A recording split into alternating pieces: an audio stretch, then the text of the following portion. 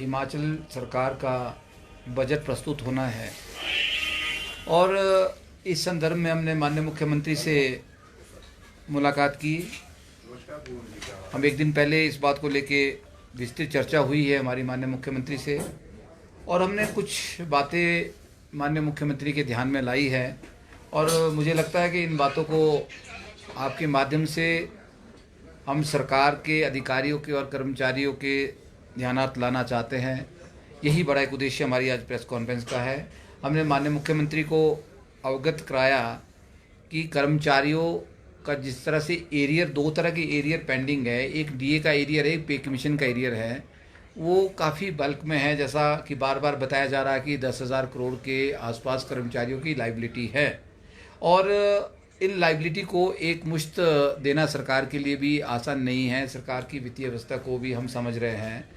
इस संदर्भ में मैंने परसों माननीय मुख्यमंत्री से निवेदन किया था कि बजट के प्रावधान के बगैर कर्मचारियों के किसी भी तरह के जो भुगतान है वो नहीं हो पाएंगे। तो हम निवेदन करते हैं कि इस बजट में जो है एरियर और जो कर्मचारियों का डीए है, जो अभी भारत सरकार ने 2% फिर बढ़ा दिया है, 11% पहले से पेंडिंग था हमारा, जो हम पीछे चल रहे हैं, 13% की जो डिफरेंस है उसका भुगतान भी हिमाचल सरकार को देर सवेर करना है। तो बिना बजट में इसका प्रावधान किए बगैर इसका भुगतान नहीं हो पाएगा। तो हम ये मांग कर रहे हैं और ये मैंने बड़ा प्रमुखता से माननीय मुख्यमंत्री को बताया कि देर सवेर हमें देना है, पूरे साल का खाका इस बजट में बनना है। तो इस बजट में प्रमुखता से कर्मचारियों के एरियर और डीए के भुगतान के लिए आप ज़रूर इस बजट में प्रावधान रखेंगे, हमारा ऐसा मानना है। और हम ऐसी उम्मीद भी कर रहे हैं कि परसों जो बजट आएगा उसमें कर्मचारियों की डीए और एरियर के भुगतान के लिए सरकार एक रूपरेखा तैयार करेगी, जिसको बजट में परसों उसको बताया जाएगा और हमें मालूम होगा कि किस तरह से सरकार जो है आगे कर्मचारियों के डीए और एरियर को देने वाली है। तो हमने ये बात प्रमुखता से रखी। परसों मेरे साथ जो मुलाकात में एसएमसी टीचर्स के जो प्रधान हैं वो भी थे मेरे साथ और कुछ पदाधिकारी भी थे। हमने एक और बात माननीय मुख्यमंत्री के संदर्भ में रखी, हमने लिखित रूप में भी उनको दिया कि जो एसएमसी टीचर्स हैं और कंप्यूटर टीचर्स हैं, बहुत लंबे समय से सेवाएं दे रहे हैं शिक्षा विभाग के अंदर, हम इन दोनों वर्गों को नियमित कर इनके मानदेय को सम्मानजनक बढ़ोतरी की मांग माननीय मुख्यमंत्री से परसों कर रहे थे। तो माननीय मुख्यमंत्री ने इस बात पे कहा कि हम जल्दी ही एसएमसी टीचर को एक परीक्षा के माध्यम से उनको हम नियमित कर रहे हैं। इस तरह का कैबिनेट में प्रस्ताव आया है, उस पर सैद्धांतिक मंजूरी भी मिल गई है। तो हमने ये भी मांग की है कि जब तक ये नियमित नहीं हो पाते हैं, क्योंकि पेपर होना है, बोर्ड को एक लंबी प्रक्रिया, उसमें थोड़ा सा टाइम लगेगा, तब तक इनको कॉन्टैक्ट का स्केल दिया जाए। और साथ ही साथ जो कंप्यूटर टीचर्स है जिनको लगभग 20 साल शिक्षा विभाग में हो गए हैं, बहुत सी रिटायरमेंट भी हो गई है बेचारों की, उनके लिए कोई पॉलिसी का प्रावधान इस बजट में हो, ऐसी भी हम कामना करते हैं, ऐसी उम्मीद करते हैं सरकार से। इसके साथ साथ हमने मांग की है कि सभी विभागों में बहुत सारी, क्योंकि संयुक्त कर्मचारी महासंघ के नाते मेरा दायित्व बनता है कि जितने विभाग, बोर्ड, निगम हैं, बहुत लंबे समय से भर्तियां नहीं हो पाई है। हमने ये मांग की है कि जो अलग अलग विभाग है, बोर्ड, निगम है, उनमें खाली पदों को भरा जाए और क्योंकि उनकी ज़रूरत है, इसलिए जितने जल्दी वो विभाग में पदों की पद सृजित करके उनको भरा जाएगा, उतनी उस विभाग की इफिशिएंसी बढ़ेगी, उससे उतना ज़्यादा सरकार को फ़ायदा होगा, रिटर्न आएगा, रेवेन्यू उससे आएगा सरकार का। और पदोन्नतियां भी बहुत समय से नहीं हुई है विभागों में, आपको पता है। हमने ये भी मांग की है, समय पे भी हम माननीय मुख्यमंत्री को और सरकार को, शिक्षा सचिव को और मुख्य सचिव को भी हम इस तरह के पत्र दे चुके हैं। वो चाहे हम संयुक्त कर्मचारी महासंघ के उसके पैटर्न पे दे चुके हैं या फिर हिमाचल राज्य अध्यापक संघ के प्लेटफॉर्म से दे चुके हैं, कि जिसमें हमने अलग अलग विभागों, बोर्डों, निगमों की जो पदोन्नति प्रक्रिया रुकी है उसको हम उस प्रक्रिया को, जिसको उसमें तेजी ला के उसको सभी वर्गों में, हर वर्ग की, हर विभाग की पदोन्नतियाँ की जाए और मैं अगर बात कहूँ तो हमारे शिक्षा विभाग की अगर मैं बात करूँ तो उसमें तो हज़ारों के हिसाब से जो है वो पदोन्नतियाँ होनी है, बहुत लंबे समय से नहीं हुए। और हमारे प्रधानाचार्य के लगभग 800 पद खाली चल रहे, बड़ी विडंबना की बात है। और बहुत से हेडमास्टर और प्रिंसिपल हमारे ऐसे जो रिटायर हो चुके हैं बिना पदोन्नतिया से। और अभी 2-4 दिन से हम लगातार इस काम में थे कि जो लगभग 2017 से 22 तक के जो हमारे 23 तक के प्रिंसिपल्स हैं वो एडॉक पे अभी उनकी रेगुलेशन नहीं हुई है। हालांकि उसमें डीपीसी हो गई है, सरकार ने कैबिनेट उसमें रिलैक्सेशन दे दी है। उसमें 2017 से 21 तक के लगभग 1300 जो प्रिंसिपल्स हैं उनका सारा प्रोसेस डीपीसी सारी हो चुकी है। उनका जो है एक पूरी लिस्ट तैयार हो चुकी है, उस पर सिर्फ साइन होके वो लिस्ट जारी होनी थी रेगुलेशन की, वो जो 3 दिन पहले हो जानी चाहिए थी। अब क्यों रुकी है मुझे नहीं पता।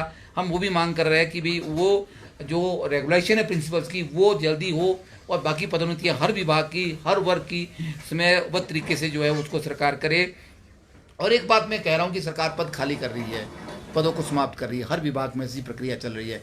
तो मैंने उसमें एक सुजेशन दी है सरकार को कि उसको खाली करने से पहले, पदों को समाप्त करने से पहले ये ज़रूर देखा जाए कि पद खाली क्यों है, उसका कारण क्या था, उसकी उन पदों की उपयोगिता क्या है आने वाले समय में, उसको जांच परख करने के बाद ही सरकार जो है उन पदों को समाप्त करने की तरफ आगे बढ़े। क्योंकि आप देख रहे हैं कि हर डिपार्टमेंट के अंदर, हर बोर्ड निगम में जो है एक संघर्ष चल रहा है, एक बड़ा भयंकर संघर्ष चल रहा है। उसमें अगर आप बात करें इलेक्ट्रिसिटी बोर्ड की या एचआरटीसी की या किसी और डिपार्टमेंट की या शिक्षा विभाग की, बहुत से पद खत्म हो रहे हैं या फिर पदों को भरा नहीं जा रहा है। पद सबसे ज़्यादा अगर पदों की मार पड़ रही है, पोस्टें खत्म हो रही है तो शिक्षा विभाग में हो रही है। अब उसका कारण ये है कि बहुत से स्कूलों में साइंस लैबें बनी है, बड़ी बड़ी साइंस लैब बन गई, इंफ्रास्ट्रक्चर तैयार हो गया। अब वहाँ पे साइंस लैब बन गई, इंफ्रास्ट्रक्चर तैयार हो गया, वो साइंस स्ट्रीम शुरू ही नहीं हो पाई। वहाँ शुरू इसलिए नहीं हो पाई कि वहाँ पे फैकल्टी नहीं थी, या फैकल्टी 1 लेक्चर या 2 लेक्चर थे, 4 लेक्चर चाहिए होते हमारे को, फिजिक्स, केमिस्ट्री, बायोलॉजी और मैथ्स का। अगर 4 में 2 आदमी थे, 2 नहीं थे, तो भी वहाँ बच्चे नहीं गए, या जो बच्चे थे वो शिफ्ट कर दिए पेरेंट्स ने, तो वहाँ पे पूरी फैकल्टी वो पूरा स्ट्रीम खाली हो गई। अब खाली होने के बाद सरकार बोलती है कि वहाँ बच्चे नहीं, इसलिए उसको बंद कर लो। तो मैं इसलिए उपयोगिता को और जांच करने की बात कह रहा हूँ। उसके कारण हो गए कि बच्चे वहाँ क्यों नहीं है, तो उसको जांच परखा जाए, एक बार वहाँ फैकल्टी दी जाए और उसमें एक डिस्टेंस को भी देखा जाए। अगर डिस्टेंस दूर है, फीडिंग एरिया। पद ऐसे कितने शिक्षा विभाग में समाप्त हुए इस वजह से कि जहाँ पर फैकल्टी पूरी नहीं थी और देखिए अल्टीमेटली हो गया। ऐसे बहुत से पद हो गए, पद तो समाप्त हमारे हज़ारों की संख्या में हो रहे हैं। लेक्चर्स की अभी जो है लगभग 700-800 पद जो है समाप्त हो रहे हैं, और टीजीटी के भी 600 के आसपास पद हमारे समाप्त हो रहे हैं। तो इस तरह के पद तो बहुत सारे खत्म होने की कगार पे है। और रेशनलाइजेशन हो रही है, वो अच्छी, ठीक है, उसमें हर विभाग में हो रही है, होनी भी चाहिए, हम उसकी बात करते हैं कि अच्छी प्रक्रिया है। पर रेशनलाइजेशन होने से पहले कि उसमें स्ट्रेंथ को देखा जाए, और साथ ही साथ जब रेशनलाइजेशन हो रही है, जो व्यक्ति, जो कर्मचारी वहाँ से या शिक्षक वहाँ से उठ रहा है, उसको कहीं दूर दराज के क्षेत्र में भेजने से अच्छा कि उसका सारा सिस्टम बिगड़ जाता है। कम से कम उससे 3 या 5 ऑप्शन तो उसे ली जाए। हमने ये शिक्षा मंत्री से भी बात की है, मैंने इस बात को रखा है माननीय रोहित ठाकुर जी से कि भाई रेशनलाइजेशन आप करिए, अच्छी बात है, पर जो कर्मचारी हमारा शिक्षक उठ रहा है उससे एक ऑप्शन तो ले ले कि आपके पास कौन सा सुटेबल स्टेशन आपको पड़ता है। 3 या 5 स्टेशन उससे ले लो, 2 स्टेशन ले लो, उसमें से उसको ऐसा नहीं कि उसको आप अपनी मर्जी से कहीं दूर दराज के आउट ऑफ डिस्ट्रिक्ट उसको आप कर ले। उसमें महिलाएं ज़्यादातर है, कईयों की फैमिली प्रॉब्लम्स भी है, ये हमने ये बात प्रमुखता से रखी है। और एक बड़ा मुद्दा आपने कल भी देखा होगा, एक हरियाणा की सरकार का एक रिटायरमेंट को लेके बड़ा वायरल हुआ एक लेटर, और बाद में वो निकला कि वो फेक था वो लेटर की, 58 से 60 साल कर दी गई है रिटायरमेंट की सभी कर्मचारियों की। और ऐसी हिमाचल के अंदर बड़े टाइम से ये प्रक्रिया चल रही है, और एक चर्चा चल रही है, चर्चा का दौर है कि 2 साल तक जो है कर्मचारियों को जो है 60 साल तक जो है वो सेवा करने का मौका मिलेगा। इसमें दोनों तरह के लोगों के विचार मेरे पास आ रहे हैं, चाहे जुडिशरी के एम्प्लॉयज़ है या चाहे किसी डिपार्टमेंट के एम्प्लॉयज़ हैं। उसमें हमने माननीय मुख्यमंत्री को ये बात कही है, और ये बात हमारा स्टैंड भी है कर्मचारियों का, या तो इससे छेड़छाड़ सरकार ना करे, या एक परमानेंट जो नियम है हमारे आरएनपी रूल्स है उसमें अमेंडमेंट करके सभी कर्मचारियों की जो रिटायरमेंट एज है वो 58 से 60 साल कर दी जाए नियम के तहत, ताकि ऐसा ना हो कि जो लोग अभी 2 साल वालों को 2 साल तक तो आपने छूट दे दी, वो 58 की जगह 60 होगा। उससे क्या होगा, प्रमोशन चैनल पीछे वालों के लिए बाधित हो जाएगा, क्योंकि पीछे वाले लोग क्यों बढ़ाना चाह रहे हैं कि एकदम रोजगार नहीं है तो उससे कटौती लग रही है रोजगार में, फिर क्राइटेरिया तो रखा है, उसको क्यों छेड़छाड़ करना? देखिए दोनों चीजें की कोई चिंता नहीं है। नहीं, बिल्कुल ठीक है, हम संगठन बिल्कुल रोजगार के अवसर बढ़ने चाहिए। हम तभी बात कह रहे हैं कि पोस्टें खत्म ना हो, पोस्टें खत्म करने से पहले उसकी उपयोगिता देखी जाए। मैंने सारी बातें आपको पहले कर दी। हाँ, मैं यही कह रहा हूँ, मैं आपकी बात पे आ रहा हूँ। मैंने ये बात की, या तो रिटायरमेंट एज के साथ छेड़छाड़ ना हो, या फिर नियम बनाकर जो है उसको परमानेंट 60 साल कर दिया जाए। टीचिंग में विशेषकर, जैसे यूनिवर्सिटीज़ में 62 साल है रिटायरमेंट एज, डॉक्टर्स जो है वो टीचिंग प्रोफेशन में होते हैं, उनकी 62 साल एज है। तो अगर उसको एज बढ़ानी है तो एक नियम बना के आगे तक के लिए, जो पीछे लोग रिटायर जब भी हो गए तो उनको एक पता हो कि मेरा 60 साल में रिटायर होना हो, उस साल से तैयार हो। अन्यथा ऐसा नहीं हो 2 साल के लिए आपने 1 साल के लिए रिटायरमेंट एज को एक्सटेंड कर दिया या रीएम्प्लॉयमेंट दे दिया, बाकी फिर बंद कर दी। इसका विरोध हम कर रहे हैं। हम ये कहना चाहते हैं कि या तो बढ़े, या फिर वो 58 साल जैसे ही पूरे होते हैं टीचर्स को, एम्प्लॉयज़ को उसको घर भेजा जाए, नए को मौका। क्योंकि इसमें प्रमोशन चैनल को बड़ा हिंड्रेंस हो रही है, लोगों के जो है प्रमोशनल एवेन्यू जो है वो खत्म हो जाते हैं। ये इसमें एक बड़ा है। एक और मुद्दा हमारा चल रहा है शिक्षा निदेशालय के पुनर्गठन का, वो बड़े चर्चा का आज बड़ी हॉट इशू है वो भी।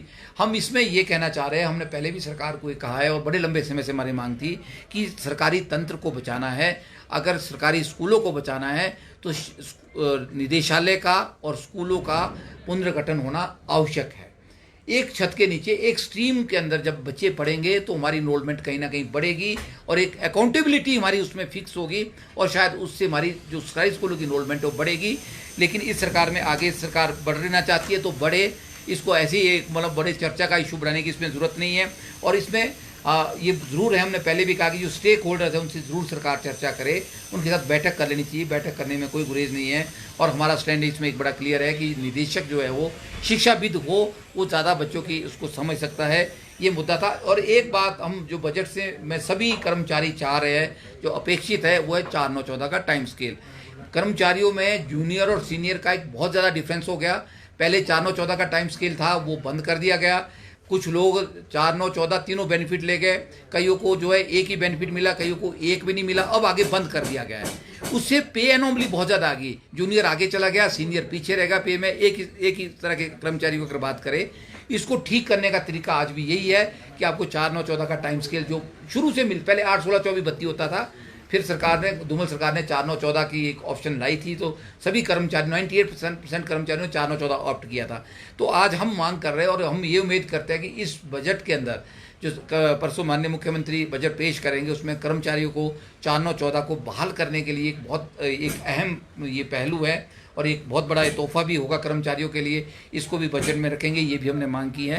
तो ऐसे कुछ मुद्दों को लेके हम जो है मुख्यमंत्री से मिले थे और हमने ऐसा रिप्रेजेंटेशन दिया है, इसमें भी हम देते रहते हैं। आज ये बैठक इसलिए प्रेस वार्ता इंपॉर्टेंट थी कि हम आप सब के माध्यम से इस बात को सरकार तक प्रमुखता से रखना चाहते हैं कि कर्मचारियों की जो भी रिजाइनमेंट है उसको सरकार एड्रेस करे, उसको सुने, क्योंकि टेबल टॉक करने से सबके दुख दर्द दूर हो जाएंगे। हर कर्मचारी के, हर विभाग की कुछ ना कुछ समस्याएं हैं। और अंत में मैं एक जरूर निवेदन करूंगा माननीय मुख्यमंत्री से, मैंने परसों भी बात बड़ी स्पष्ट से कही कि बिजली विभाग के कर्मचारी बहुत नाराज चल रहे हैं, आपको एक बैठक करनी चाहिए। उन्होंने इस बात को माना कि मैं जल्दी बैठक करूंगा। मैंने कहा आपकी अध्यक्षता में बैठक हो, जो भी विभाग है जहाँ भी नाराजगी है वो कुछ ना कुछ आपसे उम्मीदें लगाए बैठे हैं। क्योंकि जिस तरह की एक सरकार को आने से पहले या जब इलेक्शन के समय या सरकार बनी थी, कर्मचारियों में जो एक्साइटमेंट थी, उम्मीद थी, तो उस उम्मीद पे सरकार खरा उतरे। तो मैंने स्पष्ट शब्दों में माननीय मुख्यमंत्री को कहा कि आपको एक बैठक लेनी चाहिए, मैं भी उस बैठक में आऊँगा। मैं चाहता हूँ कि आप बैठक करें, उनकी जो कुछ जायज़ मांगे उसको सुने। कुछ मांगे हो भी सकती है जो उसमें सहमति बने, कुछ में नहीं भी हो सकती है, पर कम से कम डायलॉग का रास्ता खत्म ना हो, क्योंकि नहीं तो गतिरोध बढ़ता जाएगा। आज एजुकेशन एक विभाग करेगा, दूसरा करेगा, वो एक सरकार के लिए भी अच्छा मैसेज नहीं है। चौहान साहब, ये बातें बजट से पहले होनी चाहिए थी। मुख्यमंत्री ने अभी तक कोई बैठक नहीं की कर्मचारियों के साथ। ये तो कल तो बजट है परसों, देखिए। और चौहान साहब, इसके साथ आपने मांगे तो रख दी। सरकार की जो वर्तमान स्थिति है वो किसी से छुपी नहीं है। क्या लगता है कि इस स्थिति में आपकी मांगे ये यहाँ पर पूरी हो सकेगी? देखिए, वित्तीय स्थिति और सरकार की स्थितियां पहले से ऐसी रहती है। देखिए, मैं बड़ा स्पष्ट कहने वाला आदमी हूँ। ऐसा नहीं है कि स्थिति अब पैदा हुई है। माननीय मुख्यमंत्री वीरभद्र सिंह का दौर था तो भी स्थितियां ऐसी थी, सरकारें ऑपोजिशन की होती थी। या देखिए मैं बड़ा स्पष्ट बोलने वाला आदमी हूँ। इससे पहले जो भी मुख्यमंत्री रहे, जो भी सरकारें रही, स्थितियां तो शायद ऐसी थी, जो हमारे इनकम जनरेशन के सोर्सेज थे वो पहले कम थे, अब शायद ज़्यादा बढ़े हैं। ऐसा नहीं है। ये बात सही है कि केंद्र सरकार की तरफ से बहुत सी योजनाओं में कटौती हुई है, ये बात भी सही है।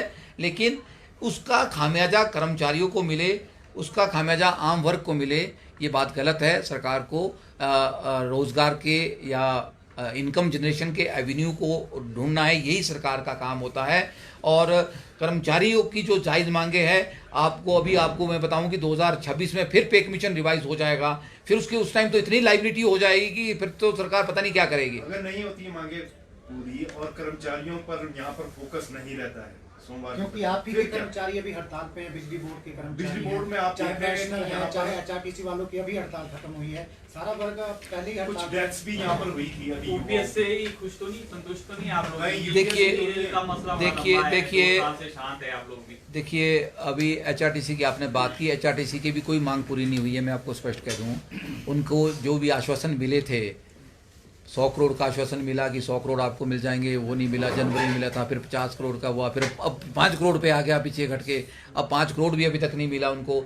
ये सारे आश्वासन ही आश्वासन है। अभी रिजेंटमेंट है कर्मचारियों की, वो चाहे बिजली विभाग है या फिर एचआरटीसी है या फिर रेवेन्यू है, रेवेन्यू वालों की मांगे भी पूरी नहीं हुई है। पर मैं तो ये कहता हूँ कि सारी मांगे पूरी भी नहीं होती है, पर लेकिन एक डायलॉग बड़ा जिसको कहते हैं एक अच्छे माहौल में, एक स्वार्थपूर्ण माहौल में डायलॉग सरकार अगर आश्वासन मिला आपको कि मुख्यमंत्री कब डायलॉग करेंगे? बिल्कुल, उन्होंने कहा कि वीरेंद्र जी मैं ज़रूर बात करूंगा, बिल्कुल आपको बुलाऊंगा, आपको भी बुलाऊंगा साथ में। मैंने कहा कि मैं भी आऊंगा सर उस बैठक में, आप बात तो करें। और उनकी कुछ बातें बहुत जायज़ है। उनको पेंशन नहीं मिली है बिजली बोर्ड विभाग के कर्मचारियों को, बाकियों को मिली तो उनको क्यों नहीं मिलेगी? उसमें कुछ बातें हो सकती है उनकी जायज़ नहीं हो, तो वो बैठ के ही सब डायलॉग होगा, तभी बात होगी।